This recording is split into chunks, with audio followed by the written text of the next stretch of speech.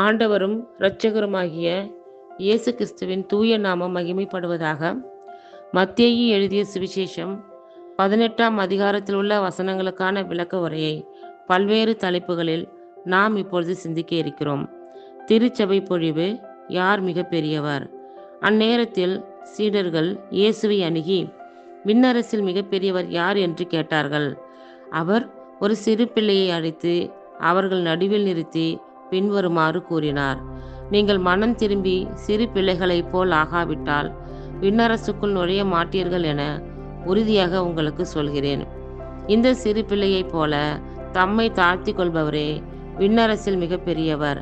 இத்தகைய சிறு பிள்ளை ஒன்றை என் பெயரால் ஏற்றுக்கொள்பவர் எவரும் என்னையே ஏற்றுக்கொள்கிறார். பாவத்தில் விழச் செய்தல்.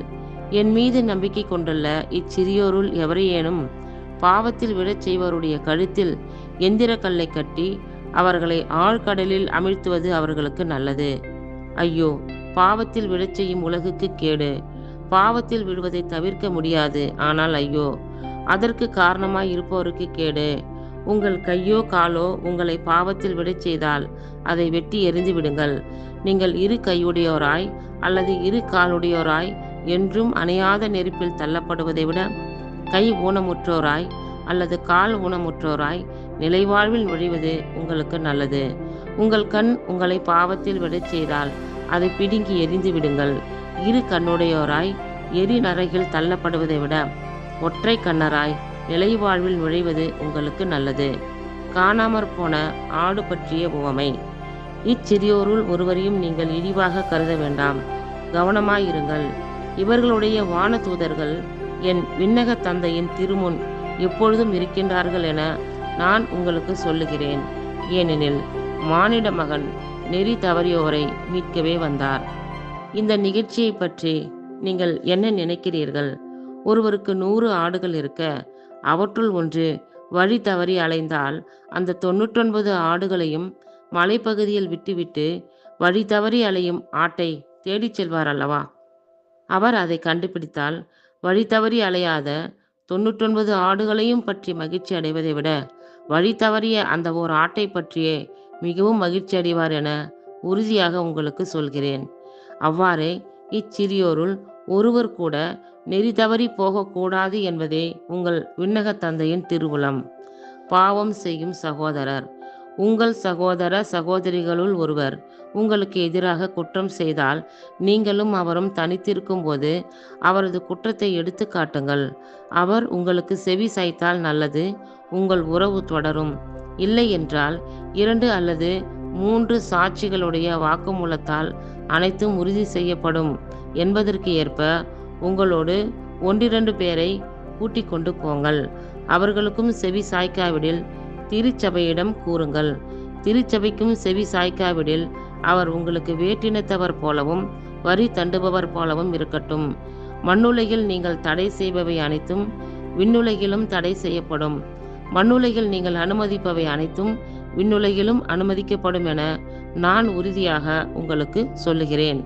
உங்களுள் இருவர் மண்ணுலகில் தாங்கள் வேண்டும் எதை குறித்தும் மனமொத்திருந்தால் விண்ணுலகில் இருக்கும் என் தந்தை அதை அவர்களுக்கு அருள்வார். ஏனெனில் 2 அல்லது 3 பேர் என் பெயரின் பொருட்டு எங்கே ஒன்றாக கூடி இருக்கின்றார்களோ அங்கே அவர்களிடையே நான் இருக்கிறேன் என மீண்டும் உறுதியாக உங்களுக்கு சொல்கிறேன். மன்னிக்க மறுத்த பணியாளர் உவமை. பின்பு பேதுரு இயேசுவை அணுகி, ஆண்டவரே, என் சகோதர சகோதரிகளுள் ஒருவர் எனக்கு எதிராக குற்றம் செய்து வந்தால் நான் எத்தனை முறை அவரை மன்னிக்க வேண்டும்? 7 முறை மட்டுமா என கேட்டார். அதற்கு இயேசு அவரிடம் கூறியது, 7 முறை மட்டுமன்று, 70 தடவை 7 முறை என நான் உனக்கு சொல்கிறேன். விண்ணரசை பின்வரும் நிகழ்ச்சிக்கு ஒப்பிடலாம். ஓர் அரசர் தம் பணியாளர்களிடம் கணக்கு கேட்க விரும்பினார். அவர் கணக்கு பார்க்க தொடங்கிய போது அவரிடம் 10,000 தாலந்து கடன்பட்ட ஒருவனை கொண்டு வந்தனர். அவன் பணத்தை திருப்பி கொடுக்க இயலாத நிலையில் இருந்தான். தலைவரோ அவனையும் அவனுடைய மனைவி மக்களோடு அவனுக்குரிய உடைமைகள் யாவற்றையும் விற்று பணத்தை திருப்பி அடைக்க ஆணையிட்டார். அப்பணியாளனோ அவருடைய காலில் விழுந்து, என்னை பொறுத்தருள்க, எல்லாவற்றையும் உமக்கு திருப்பி தந்து விடுகிறேன் என்று வேண்டினான். அப்பணியாளனின் தலைவர் பரிவு கொண்டு அவனை விடுவித்து அவனது கடனை தள்ளுபடி செய்தார். ஆனால் அப்பணியாள் வெளியே சென்றதும் தன் உடன் பணியாளருள் தன்னிடம் 100 தெனாரியம் கடன்பட்டிருந்த ஒருவனைக் கண்டு, நீ பட்ட கடனை திருப்பித்தா என்று கூறி அவரை பிடித்து கழுத்தை நெரித்தான்.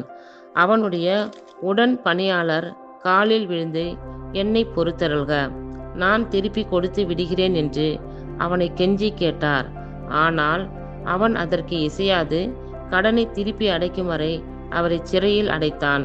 நடந்ததை அவருடைய உடன் பணியாளர்கள் கண்டபோது மிகவும் வருந்தி தலைவரிடம் போய் நடந்தவற்றையெல்லாம் விளக்கி கூறினார்கள்.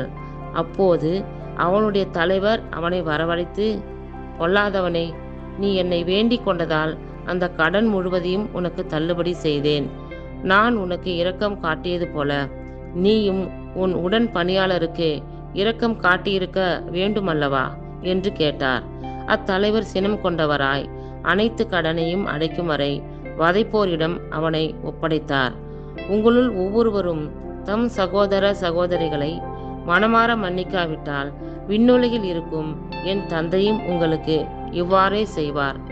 இத்துடன் 18ஆம் அதிகாரத்திற்குரிய விளக்க உரை நிறைவுற்றது. கர்த்தர் தாமே நம் எல்லோரையும் ஆசீர்வதிப்பாராக. ஆமேன்.